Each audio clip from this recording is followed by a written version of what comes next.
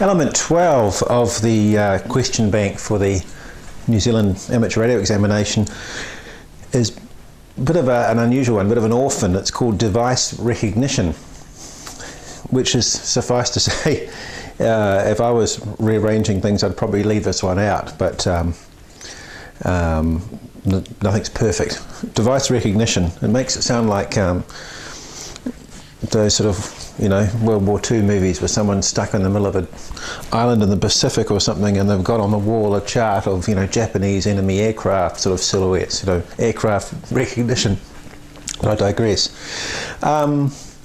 What we need to talk about is the common symbols for diodes, transistors, field effect transistors, and also valves are included.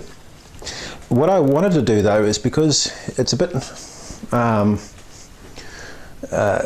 insufficient, I think, to just mention the different types of valves. So I want to just spend about 5 to 10 minutes on how valves work at a basic level, because I think it's useful to know this, because there still is valve equipment out there. There's still perfectly serviceable second-hand valve equipment available, and people are putting them on the air all the time, and it's nice to at least have a basic understanding of what a valve is and how it works, or a tube if you're North American.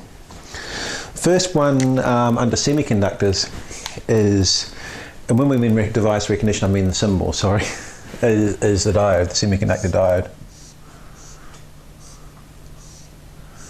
There you go, an arrow. Remember, when we come on to semiconductors, the arrow points in the direction of conventional current flow. So if this is a positive terminal of a battery, here's a light bulb. It'll light in this configuration here, where, if you like, the plus to minus flow of current, which of course is backwards to how it really is, but originally people thought that electric current flowed from the positive terminal of the battery to the negative. It doesn't, it's electrons going the other way. But if you just think of the arrow as being pointing in the direction away from the positive terminal, if current were to flow from plus to minus. All of these, the diode has got two terminals, the anode and the cathode. The cathode is the sharp end. So that's the cathode there, and the anode's the arrow side of things. You just have to learn that by rote. Someone I knew once in the post office said, well, cats are fairly sharp. That's the sharp end there. But that's the way it goes. Just have to learn that one by rote. Next one is transistors. Of course, we have a base, an emitter, and a collector. Now, remember, it can be NPN or PNP.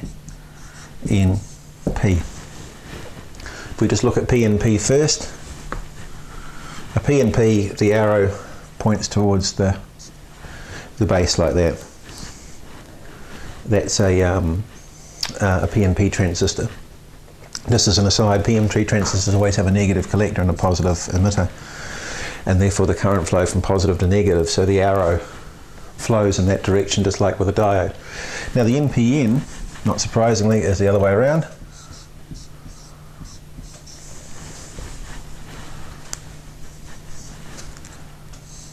Arrow points that way, away from the base. And the collector, now most transistors we use are NPN. We use PNPs in different situations, often in switching and things like that. We want to have the emitter connected to the positive rail instead of the collector. Those sorts of applications. But the most common one we use is the NPN, the supply rail where the collector is. In this case, you see the arrows pointing away from the positive in the direction of conventional current flow. But no, you just have to learn that by rote. And after a while, it's a bit like telling the difference between left and right when you're growing up. You just do. Field effect transistors, or a FET. Remember, there's a channel, a drain, a source, and a gate. and you can have them like this.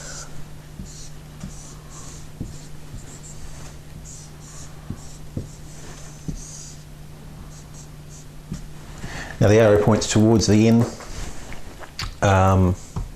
channel, and so this is an N channel type, and this one the arrow points away, it's a P. Okay, that could have helped you memorise the PNP transistor. Remember the PNP transistor.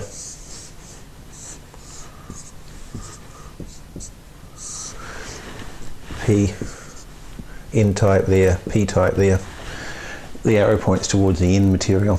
So it's an N channel, the arrow points towards the N, which means if the arrow is pointing away, it must be the opposite, which is a P. So that's one other way that might help you remember. So an N channel, the channel material is made of N type silicon, N doped silicon, and this one here, the P channel FET. That's the gate there. The channel is made of P-type material. So there in the examination you're expected to remember that. There are other devices you'll see as well, not in the examination, the operational amplifier.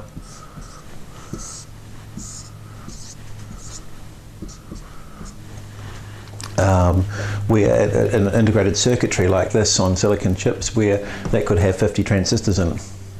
But it's all nicely combined into a triangular box like that, inverting the non-inverting input and the output. Same with logic circuitry, where we have gates which could have 8, 9 transistors or more in them. We've got various inputs and outputs and so on, but we've just got certain standard symbols that we use. It's an AND gate, the other one was an AND. Won't go into that because logic's not a big part of the course at all. But you'll see symbols around that are standard. There could be many devices inside them, but for convenience they're left off because you never get anywhere if you try to draw circuits and having to include them in. And the standard building blocks with multiple devices inside them. Valves. These devices.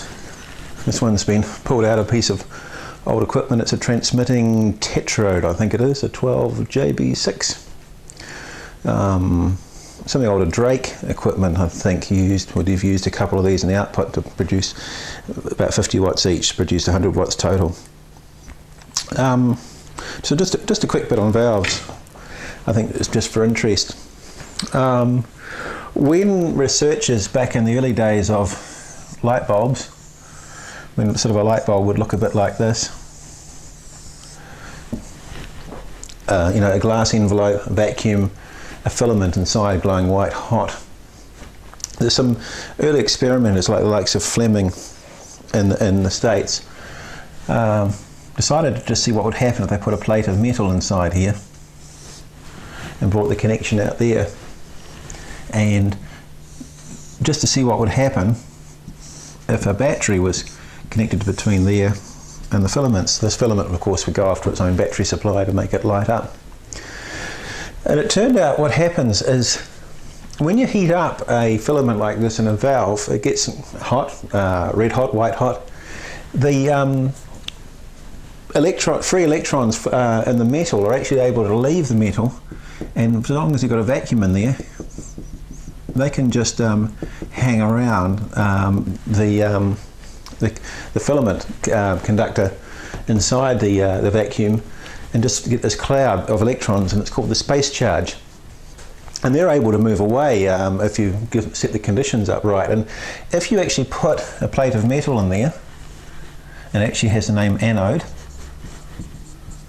or in the United States it will be called the plate often, from those early days of research, you can actually, remember, unlike charges are attract, so electrons will actually move across that gap onto the plate and out the circuit, back onto the filament and flow. So current will flow in that circuit if you can attract the space charge away and make a current to flow. But what they found, Fleming and so on, was, what if you connect the battery around the other way?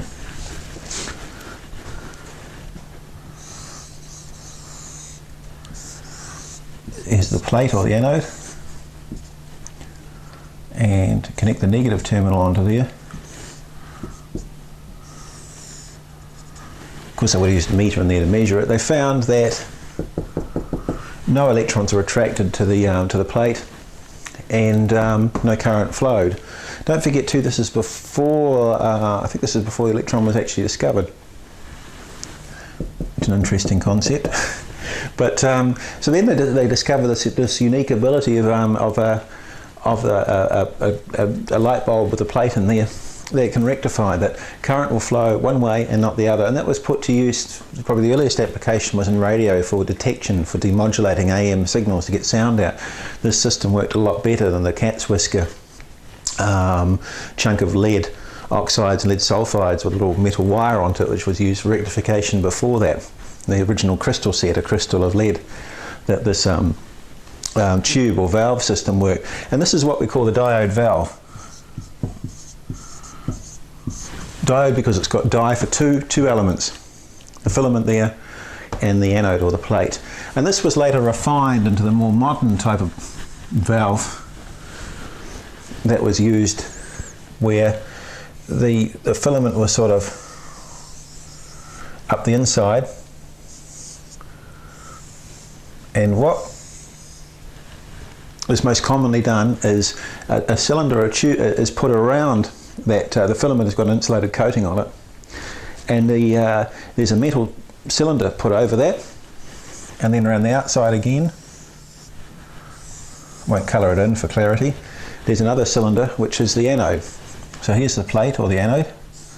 This inner tube is called the cathode, and that's a filament, and of course the whole lot is put inside a glass bulb and evacuated, or the air pumped out. And these things can make it a lot more efficient if you use a cathode with special materials coating it, thorium and so on were used, that you get a much better space charge out of it and a more efficient valve or rectifier. So these wires are brought out to the outside world. Here's the filament connections, cathode, anode, and that's a cathode valve. And the symbol for it, anode, filament, and cathode. Cathode, anode, filament. Space in between, that's what's heating it. Can just be a single loop there.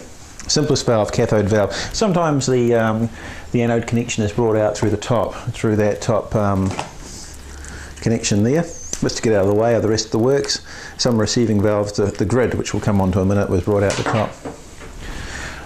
It didn't take long before clever, I shouldn't have rubbed that out because I'm going to need that.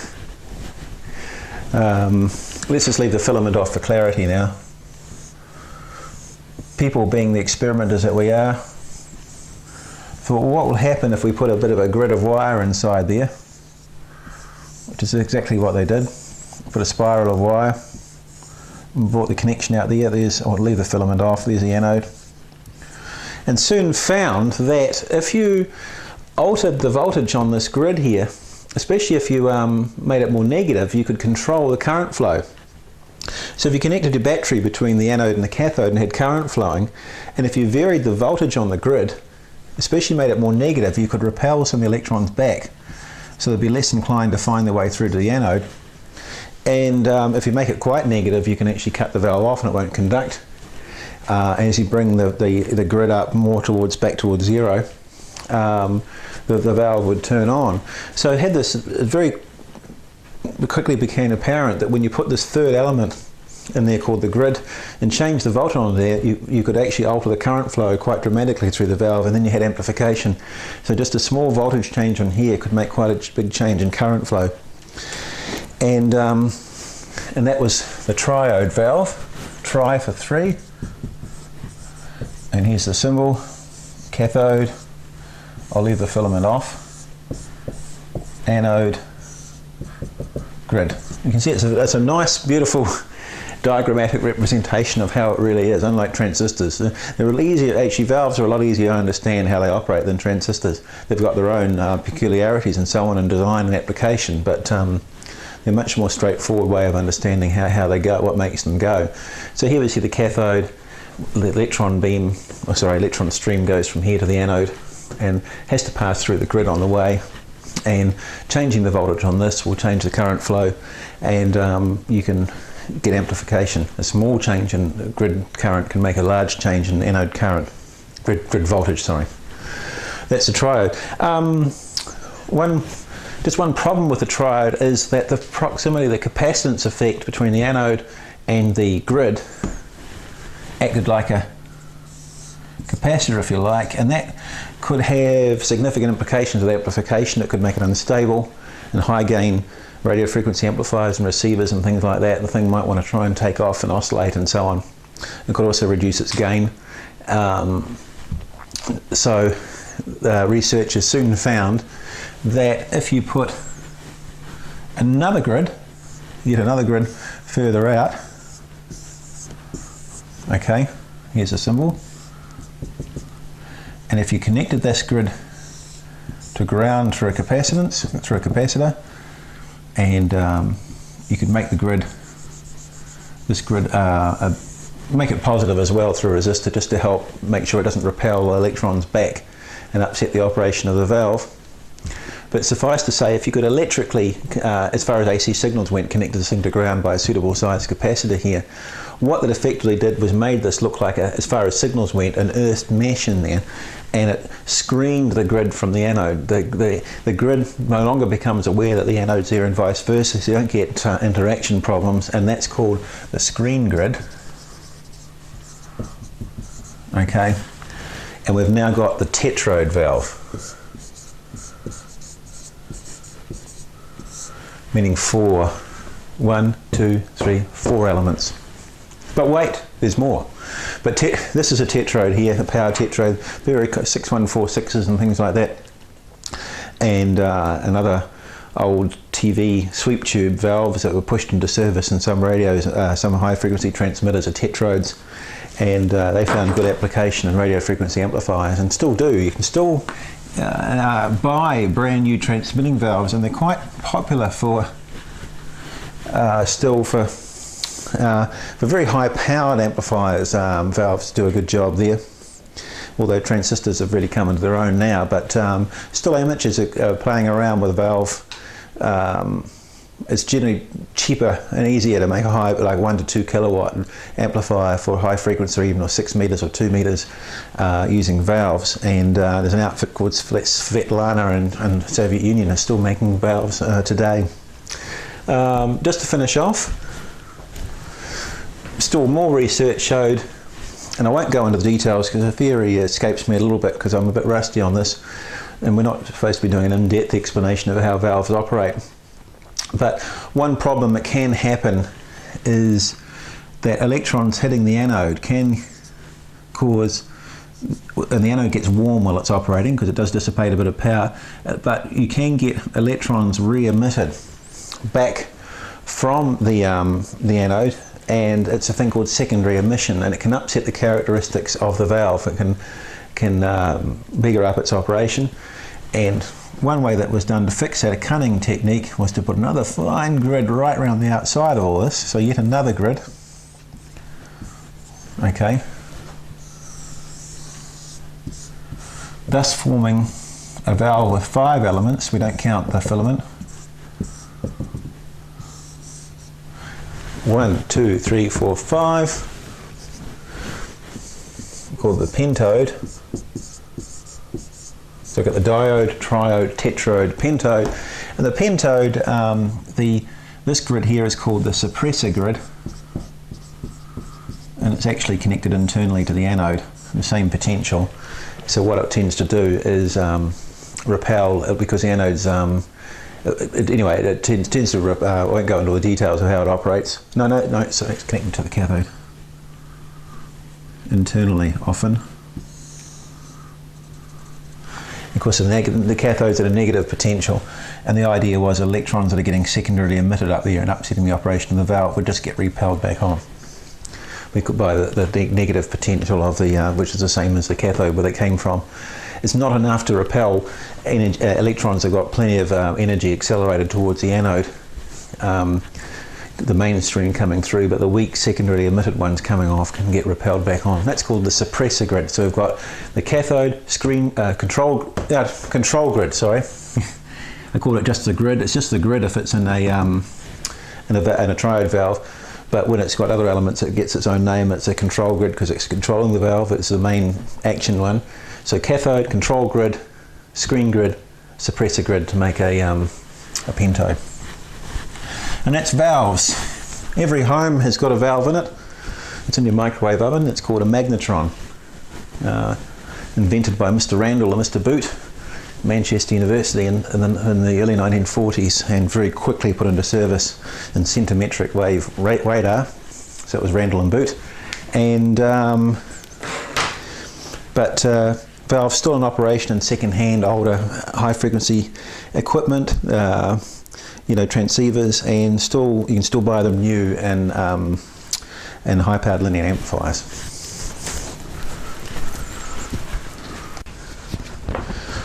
Been having a bit of trouble with sound this morning. I've just I was supposed to be starting about 3/4 of an hour or half an hour ago, and I've just spent the last half hour debugging sound, putting the pain in the backside. Meters and measuring. Right. Pretty important part of being able to get something out of amateur radio and enjoying it really is being able to get a handle on what's happening in the world. Is that microphone cable in one piece from one end to the other, or is there a break in the wire? Is there a short circuit in your coaxial cable? What's the supply voltage of your battery for your portable installation? Did you short circuit that coaxial cable when you put the plug on the end with too much solder or something? What current is, pardon me, required by your handheld radio when you're running off an external supply? And all these questions can be answered and more by meters and measuring. I think most run-of-the-mill measurements that we're going to be talking about here would be voltage, current, and resistance, or ohms or ohm meters. Also standing wave ratio is important. We do that all the time if we use an antenna that is not resonant, the frequency we're interested in, or presents a funny impedance to our radio. We'll use a antenna tuner, and that requires a standing wave ratio meter, more measuring. And a lot of modern equipment has it built in. Modern transceivers will actually display standing wave ratio on the display on the front panel when you're transmitting. They can display the current being consumed by the final output transistors in your radio, get an idea what they're up to. Also, some will display the supply voltage, DC supply voltage, which is very useful if you're running portable or off batteries and so on. Voltage is a measure of electrical pressure, if you like. And I think I mentioned in basic units and so on that once upon a time it used to be called, people referred to the pressure of an electrical circuit or a high voltage power line was high pressure. And that's why I tend to look at it, is how much force is available to push the current around the circuit from the supply, the battery, the mains power outlet, whatever. And the most basic voltmeter is really these little mechanical type things. I'll show you a bit more detail towards the end. There's a little edge reading meter. Here's a panel meter, and in other words, it's designed to be put in the front panel of something. It's not really portable. If you have a look, it's got wires hanging off the back, or I cut it from a piece of equipment. So the basic type of meter is a mechanical meter. I will come on to electronic ones in a bit, where you have a pointer to display something, and it's driven by a electromagnetic arrangement. So you'll have a scale and a pointer. The scale will read from 0 to so much, say 20 volts. That's called FSD, full scale deflection, because the needle gets deflected over. Normally when there's no voltage applied to the meter, it will rest over at the zero end of the range, there's a pivot, and often they'll have a zeroing screw on the front of the meter to get the zero right. If you're using it horizontally or vertical, sometimes you'll have to zero it according to the position you're in, or where you intend to use it in whatever situation. What the most basic meters use to drive the needle over is basically a kind of a motor arrangement, really, an electromagnetic system, where you have magnet there, and you have a structure attached to the pivoting needle, slightly three-dimensional looking here, with wire wound around that. That's sort of flat into the board. The wires are brought out through flexible connections to allow movement. And when you connect this to a circuit and a current flows through it, a magnetic field is generated by that coil of wire, interacts with the pole pieces of the magnet here, and the thing will want to twist. And that the greater the current that flows through that coil of wire, the more it will deflect over. There's a spring arrangement as well. You generally use a hairspring like in a watch. You need more force to push it progressively over, and that's what the hairspring does. And when you take it, disconnect it from the circuit, it goes back to zero. It has an end stop at each end, and if you put 200 volts across that, it will try and go around here somewhere, and sometimes it will bend the needle, sometimes it will break, or sometimes it will burn the coil out. So you want to be careful of these things. They are fragile. They don't like to be dropped or physically abused or electrically abused. They don't like too much volts up them. Right. So let's just talk about a voltmeter.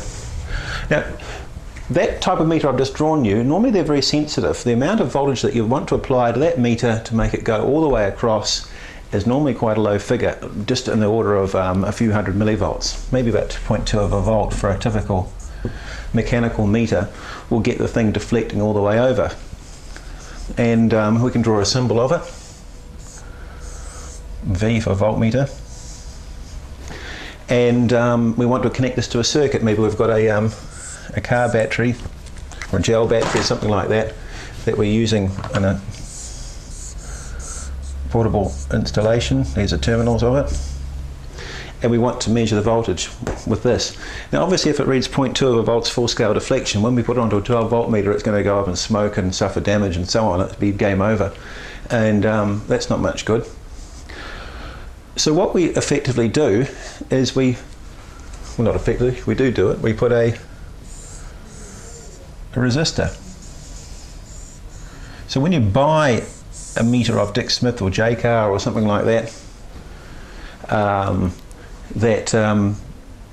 is calibrated, in other words it's marked in volts, say 0 to 20, what it will have is a basic meter unit I drew before with a resistor in series with it, then wired to the terminals. You don't see the resistor, it's hidden away inside the meter. And the reason for that is it restricts the voltage applied to the meter at full scale. Say if this was a 20 volt battery and we want to measure, that's a full scale deflection, we want to drop the rest of the voltage across here. So here's the meter terminals proper. So this lot here is actually hidden inside the box. Right. Another way of explaining the same thing is we want to limit the current flow through the meter. Whatever current it takes to drive the thing over to full-scale deflection, that's the current we want flowing in the circuit when we apply it to a 20 volt battery. And the resistor in series with it. Remember, I is equal to V over R. The higher the resistance, the smaller the current, and by adding resistance to the circuit will reduce the current flow down to the level that is required to deflect that thing all the way over. They typically don't need much. They'll normally to deflect at full scale might only be a couple of hundred millivolts, 0.2 of a volt, and it might only be needing 100 microamps flowing through it. So if you do the Ohm's law calculation, R equals V over I, you'll soon see that actually these things are quite high resistance, these meters, because they're very fine wire wrapped around there, so being very fine, having a very small cross-sectional area. a very high resistance. Now we could go into how you can calculate what size resistance you need for a particular series resistor. And that's called a series resistor, or a multiplier resistor it's sometimes called, but that's beyond what we need to do here. Suffice to say that in a voltmeter measuring more than just a few hundred millivolts, you need a resistor in series with it to keep the voltage across the meter at a safe level, or keep the same, another way of saying that is keep the current flowing through the meter at the right level to deflect it all the way over. Multimeters, that older one I showed you earlier on when the black AVO 8, which I haven't got with me right now, they're quite clever. What they actually do is they have a number of different resistors here, multiplier resistors, and they'll have a switch arrangement where you can select between them.